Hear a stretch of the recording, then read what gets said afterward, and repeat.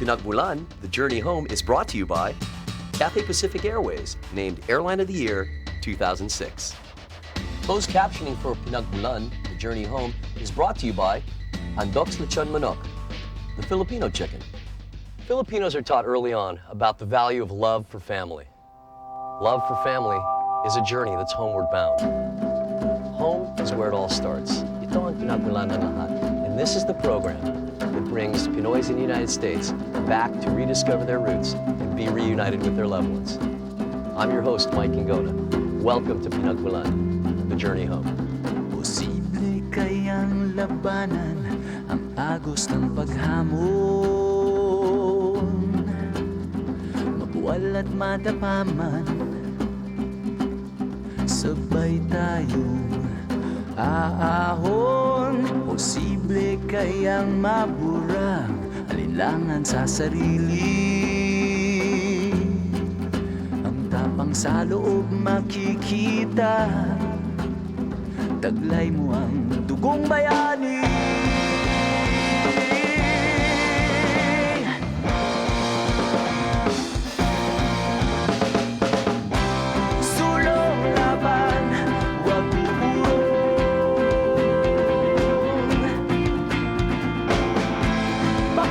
Sa iyong puso ang sigaw na dati bulong. Sulong laban, Pilipino.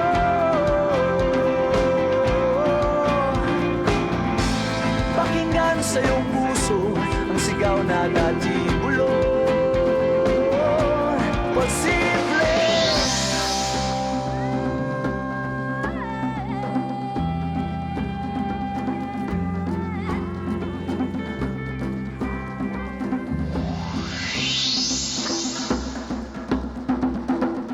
What do you do when a family secret reveals itself and threatens to unsettle everyone?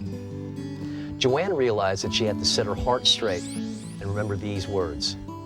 Iisa ang ating pinagmulan, iisa ang ating patutunguhan. This is JoAnn's story of forgiveness and the love that it brings. This is her journey back home, back to her pinagmulan. Our story begins in a peaceful suburb of Los Angeles. This is Whittier, California. Whittier is a quiet college town about 12 miles southeast of the city of Los Angeles. It started out as a Quaker colony at precisely the same time Whittier College was established in 1887, which is why their histories are closely intertwined. Uptown Whittier is a pleasant 2-minute walk from campus. Here, coffee shops, restaurants, movie houses, and mom-and-pop stores provide an array of goods and services to the community. The lure of La La Land beckons real close, and because of its proximity to Los Angeles, Whittier offers the many amenities of a metropolitan community, yet manages to retain a small-town charm. My name is JoAnn Hammer. I was born in Baguio City, Philippines in 1961. I grew up in Baguio. Doon ako lumaki, doon kami tumira hanggang lumipat kami, umalis kami ng Baguio, umalis kami ng Pilipinas.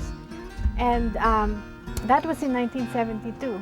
And it's been 34 years since I left the Philippines at hindi pa ako nauwi. The year was 1972. Historically, the Philippines was going through a lot of political upheaval at the time. Manila was constantly being rocked by demonstrations and rallies, which oftentimes became violent and deadly. For 10-year-old JoAnn, Baguio seemed like a safe haven, away from the mayhem that was going on in the outside world. One fateful night, however, something else shook JoAnn's little sanctuary. Nasa bahay kami, walang kuryente, walang tubig, umuulan nung gabing yun. E di, ang dilim-dilim, natulog kami. Pagkagising na umaga, mga alas 5 na umaga, it was so quiet, napakatahimik. Wala nang ulan, tapos nakalabas ang araw. Ginising ako nung katulong namin si Manantesi. Sabi, JoAnn, lika sa labas. Tingnan mo to, ang ganda sa labas. Di, pag lumabas kami, doon kami sa porch. Tinignan ko yung dun sa dulo, across the way, nandun yung kapilya namin. You can see it from our house. So, pinapanood lang namin yung scenery. Tapos biglang the ground shook. Tapos parang may napakalakas na sumabog. Tapos nakita namin yung mga bahay dun sa tabi ng church. Gumuho lahat, oh. I think there were 7 houses, or at least 7 houses, na one on top of each other. Before the landslide, what was it like growing up in Baguio? Oh, it was wonderful. We had katulong, so I was basically a brat. Life revolved around me, of course. I was the panganay, and we went to this school, the Easter school, which is an American school. And my parents, galing sila, di nagtatrabaho ang tatay ko sa Guam, nagpapadala ng US dollars, di sikat kami. Okay. You were the queen of the tree. I was the queen of the tree. And because of now tell us why you thought that you were the queen and you had the right to tell everyone. I claimed it. There was this tree in school that I climbed, and nobody else was allowed to climb it unless I allowed them. Can you still sing the national anthem? Absolutely. Let's hear it. Bayang magiliw, perlas ng silanganan, alab ng puso, sa dibdib mo'y buhay. Okay, that's enough. Do your kids know it? No. Okay, that's my next question. How much, after what you've gone through in your life here, of this acculturation process, and the fact that you have children that are growing up here as well, what have you done to try to get them to recognize their unique cultural heritage? Well, I've never actually singled out the Filipino-ness. More of, I'm a person, as you are, and this is my background, and this is what makes me the way I am. And so that's where we talk about why I do this, why is there an empty can in my bathroom. Tabo. Oh, okay. How come it's been 34 years? Why has it been that long? It's not that life got in the way, finances got in the way. It costs to go back. It sure does. And there's 5 of us. And it was not a priority for us to go back. It was that someday I want to go back. These days, life in Whittier is a quiet, pleasant suburban existence for JoAnn and her family. JoAnn's a grade school teacher. Her husband Jim's a deputy director for a state agency, and their 3 kids, Jenny, Jackie, and Jimmy, all live with them and go to nearby schools. Spirituality is vital for the Hammers. It's the rock that's at the center of the family. For me, my spiritual state is the most important. My relationship with God is the most important. And then my relationship with my family, and then the church. So it plays a big role in who I am. She's a testament to sacrifice and what she does for her family, does for friends, does for strangers, anyone in need. She doesn't care really what anyone thinks usually. She has this wacky sense to her, and growing up with it, I'm used to it, but I just love how she just doesn't care what anyone else thinks and just is confident in who she is. I love that. She is really caring and just like loving to like everyone. She has never closed the door to anyone, and I think the best thing about her is that she's so open to accepting anything about anyone and giving them a chance. Coming up, love comes to JoAnn from a most unexpected source. Sulong laban, wag uurong. Sulong laban, wag In 2004, JoAnn and her family started receiving email from someone claiming to be their half-sister. Her name is Diane Soriano. Ako si Diane Soriano. Ipinanganak ako sa Baguio noong 1967. Ipinaampun ako nung ako'y isinilang. Dito ako sa Pangasinan nakatira at dito na rin ako lumaki. Kailan ko lang nalaman kung sino ang mga tunay kong magulang. Iisa ang ama namin ni JoAnn. My cell phone rings, and it's my brother. And he says, Ate JoAnn, tell me what you remember about this time in Baguio, 1967. Where did we live? So I told him, I explained everything. We lived in military cut off. We had 2 people living with us, and she lived in the day. She went to school, and then at night she helped us, Nanay, with the 5 kids, with the 5 kids. And then he said, somebody is claiming to be our sister. And part of me said, no way. And another part of me said, you know what, it's quite possible. JoAnn naturally wondered if Diane's claims had any truth to them. After a period of introspection and prayers for guidance, JoAnn gathered enough courage to ask her father and other family members about Diane. Actually, what I asked was, what do you know about so-and-so? Ang sagot nila, ikaw, ano alam mo? And that was it. So everybody knew but us. It didn't take long before JoAnn found the answer she was looking for. Her father eventually confirmed that Diane is indeed her half-sister. I was shocked. I was floored. I couldn't believe it first. And I kept saying, no, you're kidding. No, you do, you do. Angry at first? At my dad and my mom. Kasi kapatid ko to. Dito kami lumaki sa Amerika. Dito kami nag-aral. Ang opportunities dito napakarami. Siya wala siya doon. I'm naturally involved. I mean, we're a very close family with my brother-in-law and the other sisters. And so we share and support each other. And they also look to me as one of the, senior members of the clan. So we went through this journey together. But unlike JoAnn, Diane never got to meet her real parents. You see, Diane's what people would call a love child by JoAnn's dad and their former nanny, Amy. After giving birth to Diane, her mother gave her up for adoption at the Bethesda Children's Home in Baguio City, hoping that it would give her a better future. She stayed here for several years, up to I think about 5 or 6 years old. When we decided that to give her better care and privileges, perhaps she should be adopted out to parents that would take care of her. I was playing bike. This two person came over. That's your mom, that's your dad. So when I ran over to them, ihakap naman nila ako. So we went home with my bike. Through the years, the truth behind her real identity slowly unfolded. She started hearing about her being ampon from their neighbors. Her adoptive parents shunned her queries and insisted she was their own flesh and blood. Ang masakit lang kasi na lagi kong naririnig ng time, yung matukso ka, tuksuin ka ampon. Pagtanong mo dun sa magulang mo, hindi ka naman ampon eh.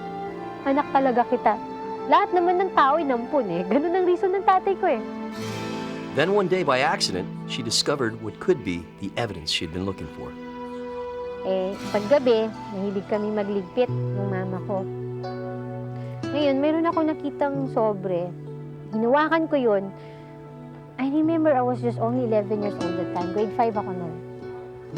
Tinapik ng mama ko, huwag mahawakan yan. Wala kang pakialam dyan. Alam ko yung pinagtataguan. Lagi nila akong iniiwan dahil pupunta sila sa bukid. Ako sa bahay, tagalinis, tagaluto, tagahanda ng baon ng mga nasa bukid. Iniwan na nila one time. Curiosity ko, but I was grade 6 before. Naalala ko yun, yung natumbok ko doon, naalala ko yun. Kapilyahan talaga yun. Binuksan ko talaga yung place na yun. Hinila ko yung letter na yun. Nabasa ko. Sulat ng nanay ko. And that day started everything in me na iyak ako na iyak. Diane has always longed to meet her biological parents since then. But it was not until she was 37 when she decided to seriously look for them. That single information, coupled with prayers and determination, was more than enough to lead Diane to the woman who gave her life. Diane expected the worst, even rejection from her biological mother. I looked straight to her eyes and said, I am Diane. Pagkasabi ko yung pangalan ko, I said, yeah, you're Diane, my long-lost daughter, said. Iyak siya. Iyak siya nang iyak. Ako naman, I hold her hands. Bakit mo ako iniwan? Ano akong tanong? Bakit mo ako iniwan? Now that she's been reunited with her real mother, Diane was able to find out more about where her father is and the reason why she was given up for adoption. So I was able to meet my father sa February of 2005. And masama ang loob niya sa tatay ko. And I was encouraging her na, since I have given forgiveness, I think we need to forgive one another and forgive what happened to the past. Thanks to the internet, Diane soon made contact with the people who would lead her to her father. The first time I was able to get the information that my father is through the youngest in the family. So sa kanya, tinanong ko. He said, I came from the Philippines. Galing pala siya ng Philippines or months ago. So he thought I was part of his program. I asked about his father and his mother. And he was so shocked. Bakit marami akong idea about the parents. And he asked me, bakit kailangan kong sabihin, bakit ko kinukuha yung mga addresses nila, ganon. I will not disclose that, sabi niya, unless you will tell me your purpose, sabi niya. There's two things. Either she wants something from the family, or she just really wants to be, to reach her biological family, to say that I forgive you. Yun ang nakasulat sa sa email niya. I just want to find my biological family to tell them, I love you, I miss you, I'm sorry, I never got to meet you, and I want to forgive Tatay for denying me and abandoning me those years. So I told Jim that night I choose to think the good. Since then, Diane kept in constant contact with her siblings in the States, particularly with JoAnn. What I learned from this is that grace and forgiveness. God gave me grace and forgiveness. I've done things in my life na mali. I've forgiven them for not telling me, not telling us. And I've forgiven my father for hurting my mom. From her email kasi, doon ko nararamdaman na pamilya ko sila. She's a good ate. But her search for her biological parents caused a rift in her relationship with her adoptive mother. Today, Diane is a mother of 4 and works as a realty agent and is likewise a kagawad in their barangay. Her husband works in the Middle East. Diane's adoptive mother died of cancer very recently, but not before reconciling with her and taking care of her during her last days. But the longing for her real family never ends. Diane hopes that one day she will be reunited with everyone, especially with her beloved ate, JoAnn. Kay Ate JoAnn. Ayan o, mahal kong kapatid. Talagang nakasabik ang mga sulat mo sa akin. My prayer is that the Lord will provide the way for us to meet soon. Ang tagal ng 39 years, hindi ko na kayang antayin pa, miski isang taon. Especially after I chat with Dee the other night. Now more than ever, I long to hug you and tell you face to face that you are loved. Love you lots. Hope to see you online again soon. Love, Ate JoAnn. Kapatid, mahal na mahal kita.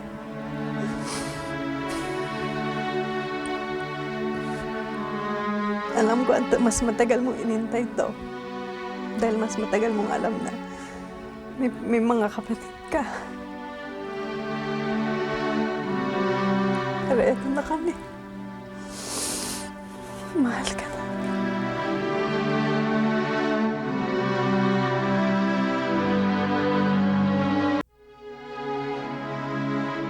You know, we've had a good time talking to you and getting to know you, and getting to know your family, and getting to know who you are. And it seems to me that the theme of your life, at least at this point, has been forgiveness, and what forgiveness can bring, and the joy that it can bring, and the sense of release. And you know, you've worked hard to raise a family here. You've worked hard to make sure that your multicultural children are receiving that side of you to show them who you are and to give them a better idea of who they are. And for that, we would like to do something for you. The people here at Pinagmulan, along with Cathay Pacific, would like to give you a ticket to visit your sister in the Philippines.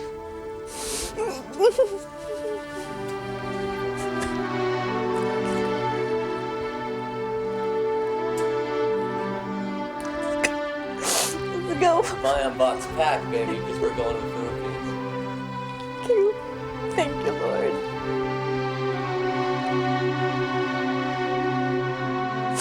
God is good. God is good. In the 2 years that JoAnn and Diane have known each other, they have communicated solely through email. They have never called each other on the phone. They've never spoken to each other.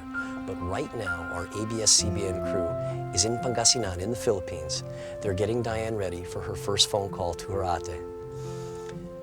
JoAnn knows nothing about this. She's totally in the dark. Let's go inside and see what these two sisters have to say to each other on their first call. Excuse me. There's an important phone call here. We're in the middle of... I'm sorry. So long. No, you're good. Hello?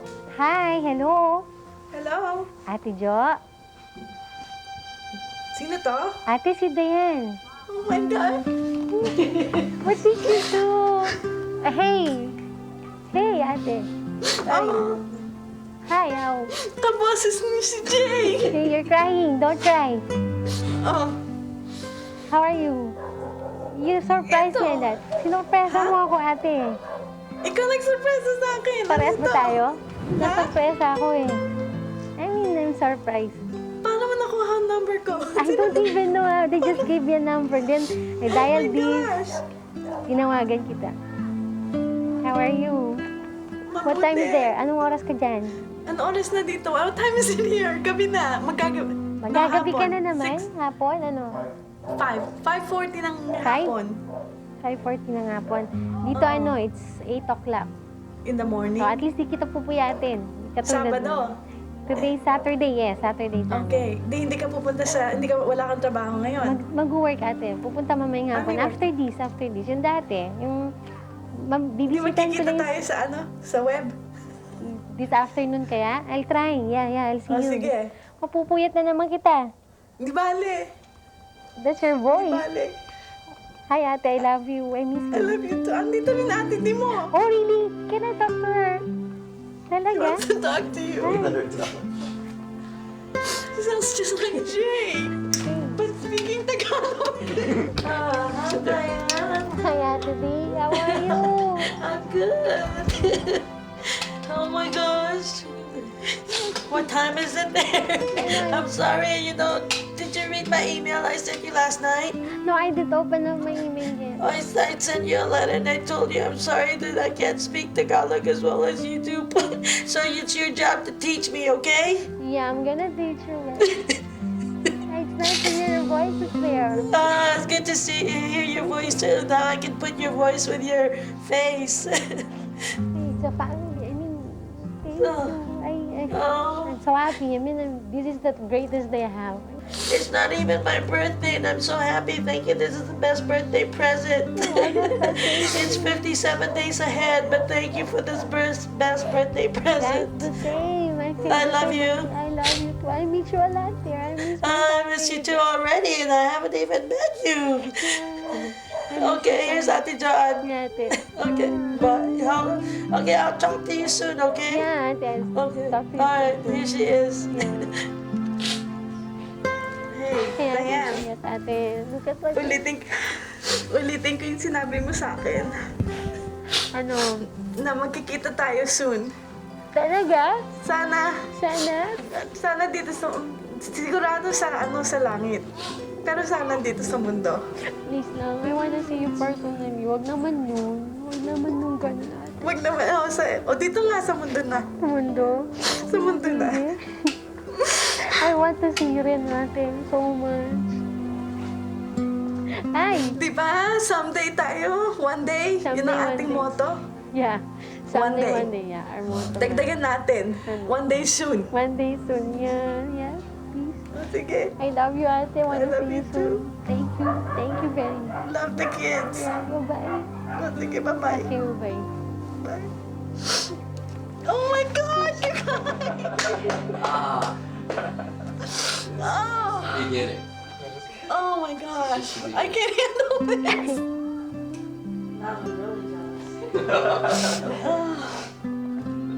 Thank you. This is happening. I can't believe I'm going. You're going. So proud of you. Be that living testimony. Okay? Love on the family. Say hi to my new sister-in-law. Okay? I'm hoping that the other side of the story is as sincere as this side of the story. I hope that that Diane turns out to be the person that they think she is, and that is just a person that wants to be part of a larger entity, a family, and to have that feeling. So that's my hope and my dream is that the expectations that they have set for each other are met by each other.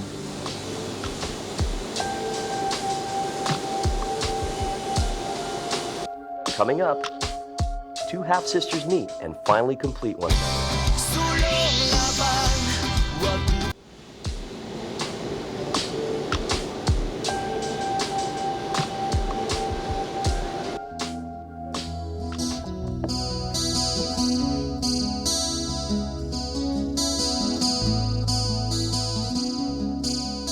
Well, JoAnn, here we are in the Philippines. You're finally back after 34 years. What's going through your mind? It's about time. Tagal din ng 34 years. We're about to head off to Baguio for your reunion. Yeah, But we gotta make one stop. Where are we stopping? In Pandacan. What's going on? You asked me nun sa Whittier kung itong trip nito sa Pilipinas closure. Di ba sabi ko sa'yo, hindi closure yun, umpisa yun, opening the door with my relationship to Diane. Tapos noon naisip ko yung tanong mo, meron akong gustong i-close chapter. I want to release the past. When my parents were in Guam, they left us with my mom's side of the family sa Pandacan. Hindi nila alam, hindi nila inakala na may nangyari doon na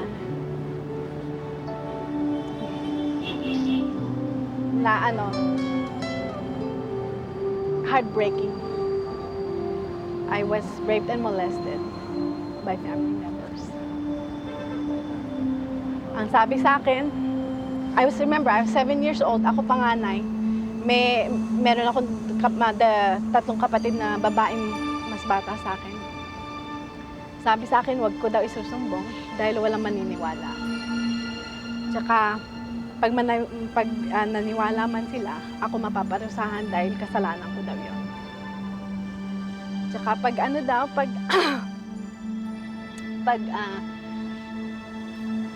satisfied daw ang lolo ko tsaka yung mga kaibigan niya, they'll stay away from my younger siblings.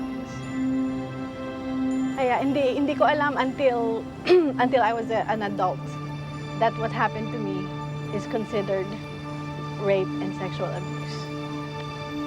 And that's been, it took a long time to get over that. Pero I want to release it, I want to move on. But that was a chapter of my life that for the longest time I hid. And then as it surfaced, I figured the more I share about it, the better release. Tapos baka makatulong pa sa iba na mangyari man sa'yo to, may hope. Na hindi the end. It's not the end. There's a hope, there's a life after that.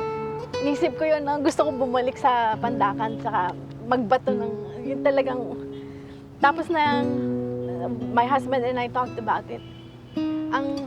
Itong trip na to meet Diane, it's all about love and grace and forgiveness. Kaya imbis na mag-itcha ng rocks, I wanna throw grace.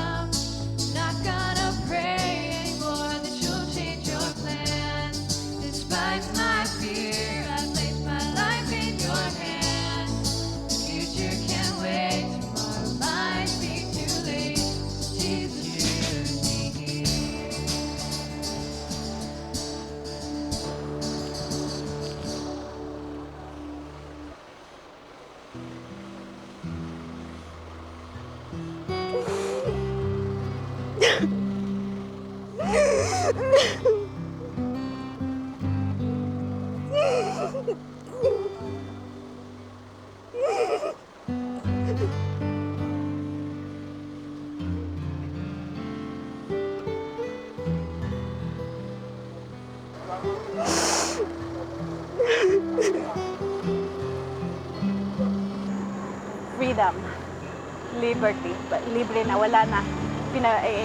Initsa ko na sa Panginoon. Siya na ang bahala. Kung ang nangyari noon.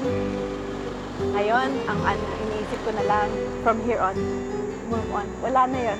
Tapos na. Close chapter. Coming up, from a past that was full of heartbreak comes a heartwarming promise.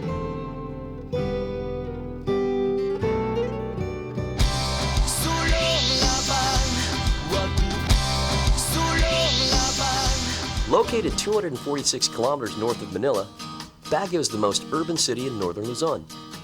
Baguio owes its cool climate to the high mountain altitude, since it's part of the Cordillera mountain range in Benguet province. The most famous route to the City of Pines is via the Zigzag, Kenan Road.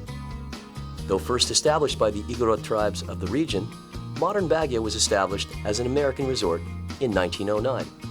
There are scores of attractions and landmarks around the town to fill a day of sightseeing.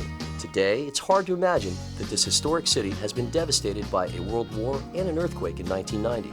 But each time the city has risen up and rebuilt, it's a true testament to the heart and spirit of its proud inhabitants. This is Bethesda Children's Home.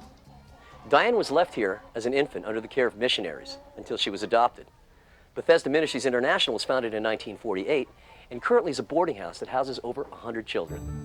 Today, Diane was brought back here and told she'd be interviewed by a local TV program. She has no idea that her half-sister JoAnn is actually in Baguio and in fact being driven to Bethesda. JoAnn is just as unaware of their impending reunion.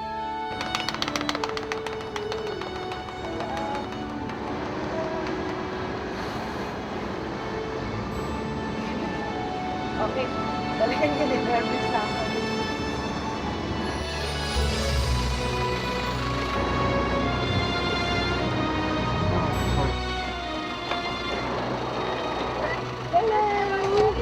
What are you ready for what? What are you doing?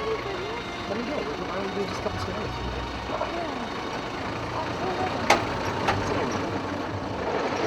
What are you nervous about? We're just doing our stand-up. This is our stand-up.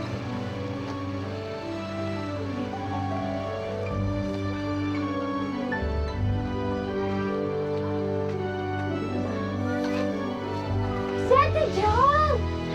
Hi!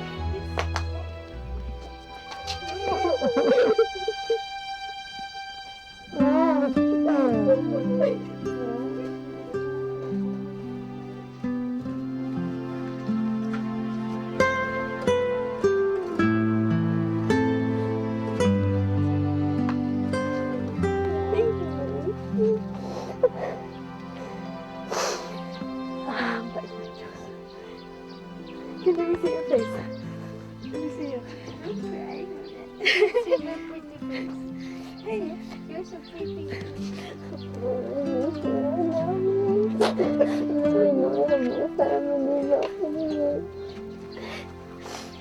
Hey, Jermaine, come. This is Tita JoAnn. Just her chin. This is her Tita JoAnn and Sam. Come on, come on, come on. Hello. I'm glad to meet you. Can I have a kiss? Kiss, that's her Tita. Sure, Tita. No, you got it. You got it. Thank you.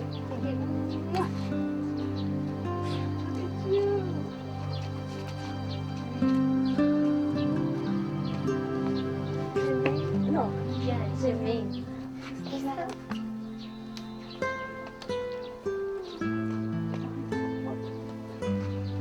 Surprise! It's been a surprise.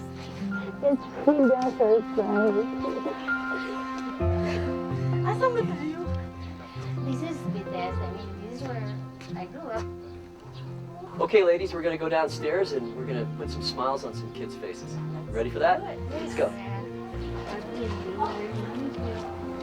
Here, there's a dog. 20 bars? No railing.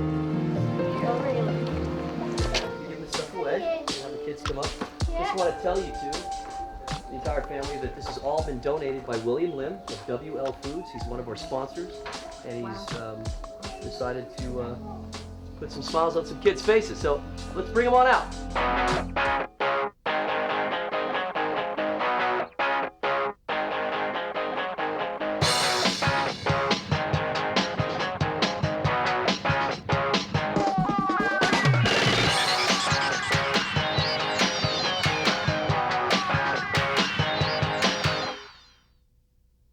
what is the significance of this area? This is where I grew up. Okay. Where the house on that. Let's walk over here. Okay. Show me. Whoa, watch out. Point to which one it is. Yeah. Okay, it's that house over there with the blue gate, right? Yeah, the house with the blue gate. Okay. That's where I grew up. Okay. Diyan ako lumaki. Diyan ako nakatayo nung, wow! Yung hillside na yan, gumuho. Okay, now, Noong 1972. the last time you were here was when? 1972, July. And something significant happened then. Why don't you tell us about it? The storm, The earthquake. no, it wasn't an earthquake, Storm. it was a landslide. Landslide. Landslide. Gumuho yung Arroyo. Aga-aga ng umaga, may narinig kami na feel na parang lumindol. Pagtingin namin dyan, no, yung mga bahay, wala na. And so what did it look like? It was devastation, I'm sure. It's just Devastation. all falling down. Umalis kami, ano pa to eh, disaster area. Let's walk down to this building over here. Tell us about this building over there. That building right there, Yeah. that's Aurora Hill Baptist Church. Yes. That's where my parents dedicated me. The first time I ever went to church as a baby was at Aurora Hill Baptist Church. Is anything other than this? What? This was the only building standing, or did the landslide stop here, or what? The landslide stopped right there. It did. So I think these are original houses. Oh, they are. Some of these are original. The ones up the top went down. Have a seat. Okay, so tell me some memories about the church. I used to go there for Sunday school. Diyan ako nag-uunang yung kumanta sa harap ng mga tao. Yung mga Sunday school presentations program. Diyan. So how do you feel? What is it? Does it feel weird? I mean, I'd feel kind of weird being. Real. Parang bata akong matanda na. Paano yun? I see them. Sino? Asan? Who are those people? Who are they? Go, go, go, go, go! These are the Kahiwats, JoAnn's parents. A few years ago, they said goodbye to JoAnn to settle in the Philippines for good. For Diane, a most fervent wish was finally fulfilled that afternoon. For the first time in 39 years, it felt like family.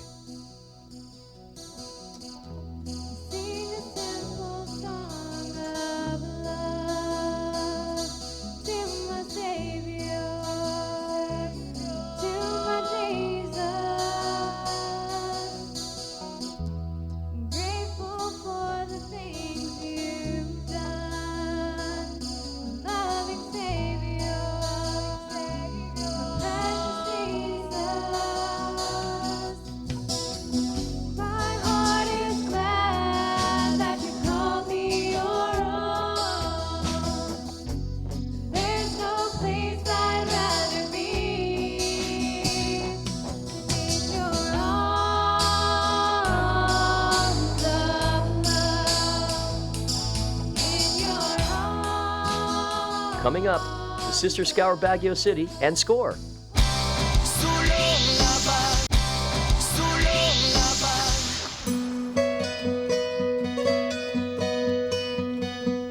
Hello, ladies. Hi. We've brought you here to play a little game. It's called Digital Treasure Hunt. And what I have here is a folder. And inside this folder has cards. On each one of the cards is a description of a place in Baguio that you and Diane are going to have to go to take a picture of. Yes. And it is a game, and it's a game that has prizes. And each one of the cards is going to give you 3 points, and there'll be chances to get more points. Your prize, this is a prize for both of you, will be dependent upon how well you do in the tasks that you've been given. Some of the tasks have attached to them bonus points. Here's some of the rules. Well, first of all, you're going to have access to these cars. And these cars are a couple of classic Volkswagens, courtesy of the Baguio Volkswagen Club. There's a 3-hour time limit. I'll see you guys in 3 hours at the Baguio Country Club. And this is the camera. Yeah. Gingona says, Gona.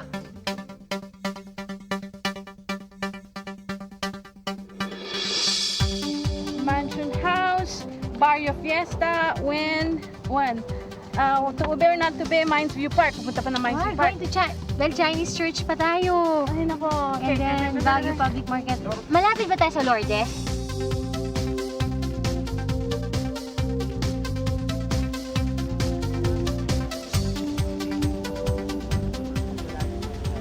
take Diane's picture by Baguio City Hall. Pose like a hero. Yes.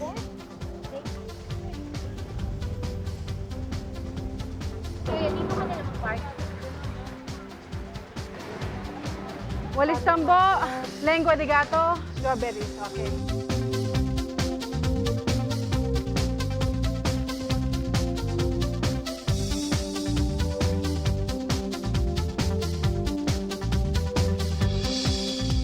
Uy, babalik ako dito. Gusto ko bumili. Ano sa sunod, we're gonna go look for Star Cafe. I know Star Cafe. Basket and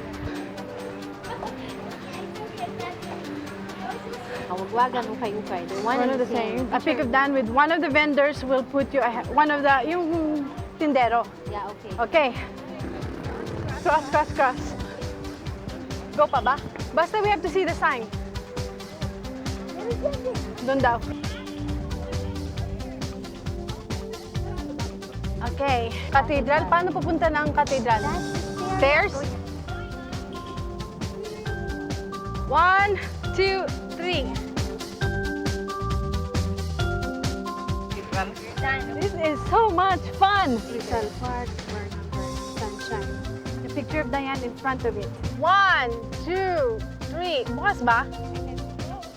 I thought you said you're too close. Barrio Fiesta. When? JoAnn, One. pakulang ka sa tabi ng One. giant siguro tuman Hindi and when chicken. yan. One. One. One. One. One. May photo up. Haan, one.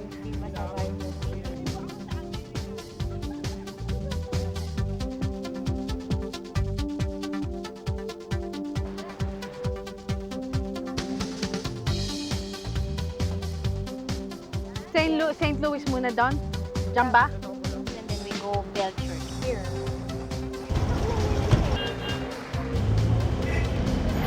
Can we make it to Mind View?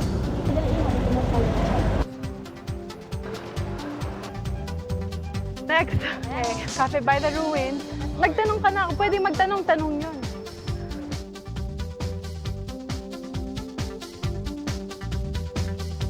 Whose statue is in that venue? Okay. Point to him to earn extra points with ease. Point to whom? Asan si Jose Rizal? Okay, 1, 2, 3. Okay, we're good. Nakakatakot yun. You're going, huh? Okay, there's the lake sa likod mo. O, pwede ka na dyan. You can pose there. Uy! Ano yung nalig mo yan? Time na ba? Yeah, it's time. Ay, nako. Isa lang, isang picture na lang yung ano, sa bike. Ano mas mura, jeep o taxi? Jeep. E di mag-jeep na lang tayo. Tagal ko na hindi nakasakay ng jeep. Sige. Oh, sige po. Thank you. Ano ko pag gusto sabihin yun eh. Okay. Thank you, thank you. Okay, asan sila? Wala sila. Pathway. There's the pathway. First time dito. Hindi, iba na to eh. Bago to eh.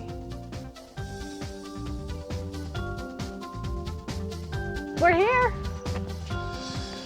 Ladies, welcome to the Baguio Country Club. Thank you. Do you know what time it is? Do you have a watch? No, I don't have. I don't have a watch. Do you know how much time we were supposed to give you? And 3 hours? We're now on about getting close to 4 hours. What's your explanation? We're going by the sun. Are you kidding me?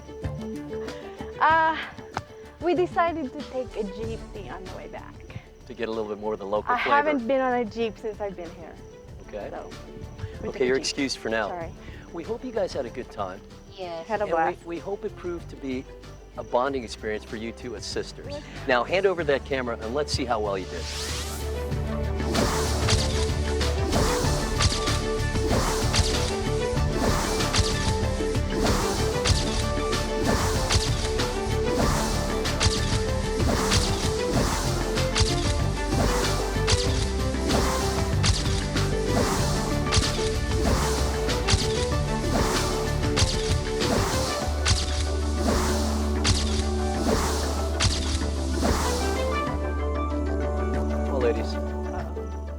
Congratulations.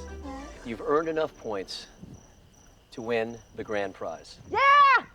And the grand prize is something that both of you mothers deserve, and that is a complete makeover at David's Salon here in Baguio. Really? Yes. So if you do us a favor, take some before and after pictures for us, okay? What's wrong with this one? And enjoy yourself. There's nothing wrong with that, but everybody could use a makeover. Oh, yes. After today, yeah. What do you think? Awesome.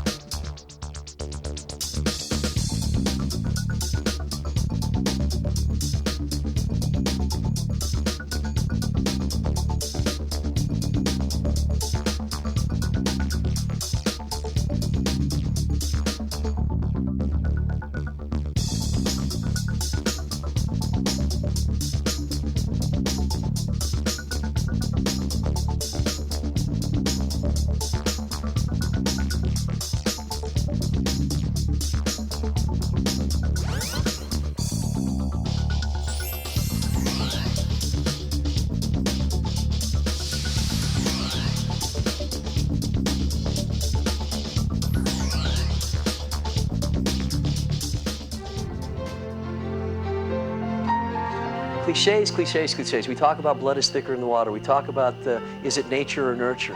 In this case, two people raised separately come together and have an immediate connection.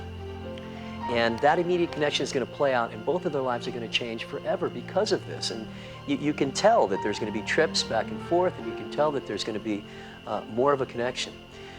JoAnn had an opportunity to help out her sister. Diane, it wasn't all taking for Diane. It was giving as well. She gave of herself, and she opened herself to this process. If you don't open yourself to this process, this getting to know each other, this reunification, then it's an empty gesture. And the fact is that they both opened themselves up. They were both game. They were both, they took to task, they took their tasks very seriously, and they went out there and they had fun doing it. Ate JoAnn had been a blessing to my life. I thank God for her so much. She's an answer to my prayer. When I saw her, it's more than enough of what I've been asking for. It's there, it's complete. I could really feel her love. I know fighting life would make me more stronger because you're there already, pushing me, encouraging me, and praying for me, and even standing with me. Thank you, Ate. I love you very much. It's a journey of remembrance and release, renewal. Tapos, from here on, who knows what's gonna happen. Basta alam ko, bumalik ako sa pinanggalingan ko. Nakita ko yung pinaglakihan ko. Tapos nakita ko yung kapatid ko, hindi ko alam na nandun pala. Tapos, nung kanina naglibot-libot kami dito sa Baguio, parang nakumpleto yung ang buhay ko dahil nung nandito kami, bago kami umalis, wala si Diane sa buhay ko. Pero yung papunta ng Session Road, papunta sa Marketplace, doon sa Burnham Park, wala siya noon doon. Pero ngayon, parang yung buong buhay ko dito sa Baguio na naging fast forward dun sa ginawa naming challenge.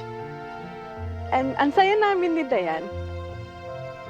At alam kong I have to say goodbye soon. Sooner than I want. But again, it won't be goodbye. And I started out, someone said, JoAnn, you're opening a can of worms.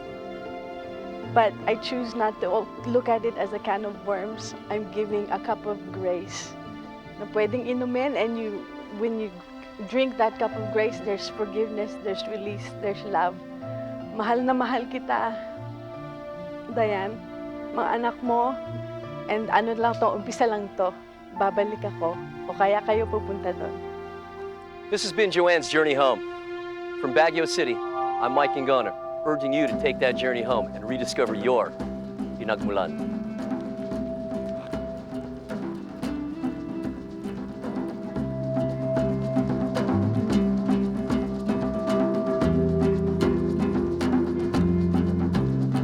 Posible kayang labanan ang agos ng paghamon,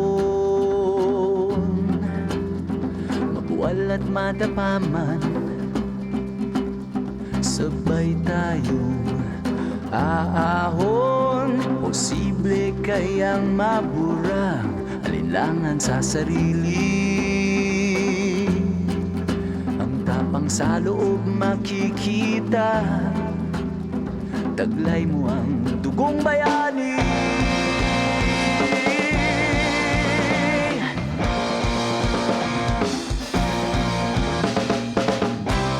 Sulong laban, huwag uurong.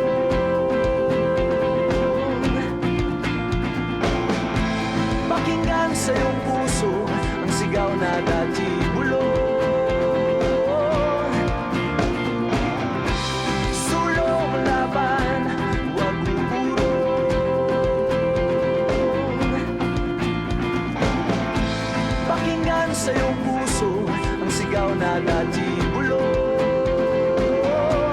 Posible, sulong laban, huwag uurong.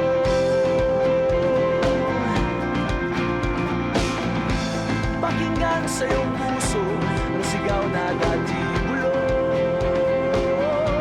Posible, sulong laban, Pilipino.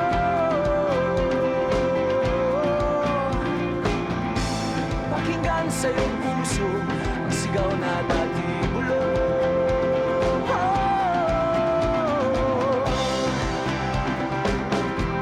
Posible, posible, posible.